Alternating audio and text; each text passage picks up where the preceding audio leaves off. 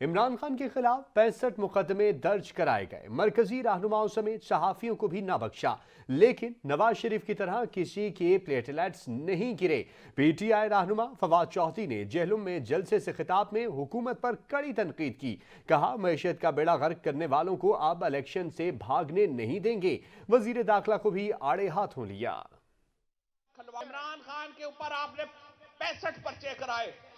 इमरान खान के प्लेटलेट्स कायम है कि नवाज शरीफ के प्लेटलेट्स नहीं है जो नीचे आ जाएंगे। इंशाअल्लाह ताला ये आखिरी चंद महीने आप इलेक्शनों से भाग रहे हैं। पहले आपने पाकिस्तान के आइन के साथ खिलवाड़ की। मैं ये कहता हूं, डरो उस वक्त से जब पाकिस्तान के लोग लाखों की तादाद में सड़कों के ऊपर होंगे और तुम्हें जहाज भागने के लिए नहीं मिलेगा। राना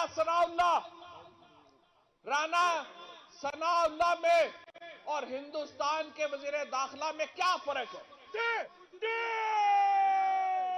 जब ये पाकिस्तान के शहरियों के ऊपर, जब तरीके इंसाफ के कारकुनों के ऊपर आंसू गैस फैलाने का, आंसू गैस मारने का फखर से जिक्र करता है, जब ये गोलियां मारने का फखर से जिक्र करता है, तो यही काम तो हिंदुस्तान में हो रहा है, यही काम तो कश्मीर में हो रहा है।